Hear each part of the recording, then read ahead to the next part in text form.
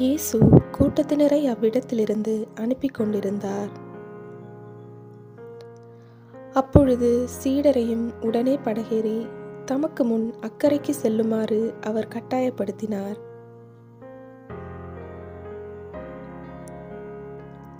மக்களை அனுப்பிவிட்டு அவர் தனியே இறைவனிடம் வேண்டுவதற்காக ஒரு மலையின் மேல் ஏறினார். பொழுது சாய்ந்த பிறகு அங்கே அவர் தனியே இருந்தார். அதற்குள் படகு கரையிலிருந்து நெடுந்தொலைவு சென்று விட்டது. மேலும் எதிர்காற்று அடித்து கொண்டிருந்ததால் அலைகளால் படகு அலைக்கழிக்கப்பட்டது. இரவின் 4ஆம் காவல் வேளையில் இயேசு அவர்களை நோக்கி கடல் மீது நடந்து வந்தார். அவர் கடல் மீது நடப்பதைக் கண்ட சீடர் கலங்கி, ஐயோ பேய் என அச்சத்தினால் அலறினர்.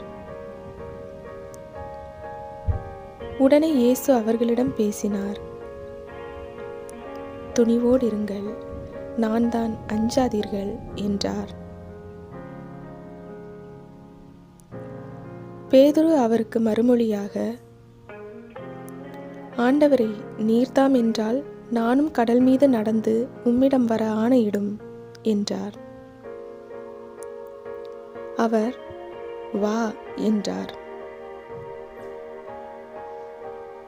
பேதுருவும் படகிலிருந்து இறங்கி இயேசுவை நோக்கி கடல் மீது நடந்து சென்றார்.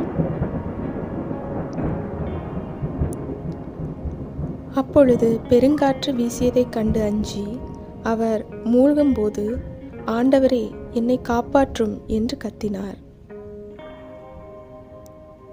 இயேசு உடனே தம் கையை நீட்டி அவரை பிடித்து, நம்பிக்கை குன்றியவனே, ஏன் ஐயம் கொண்டாய் என்றார். அவர்கள் படகில் ஏறியதும் காற்று அடங்கியது. படகில் இருந்தோர் இயேசுவை பணிந்து, உண்மையாகவே நீர் இறைமகன் என்றார்.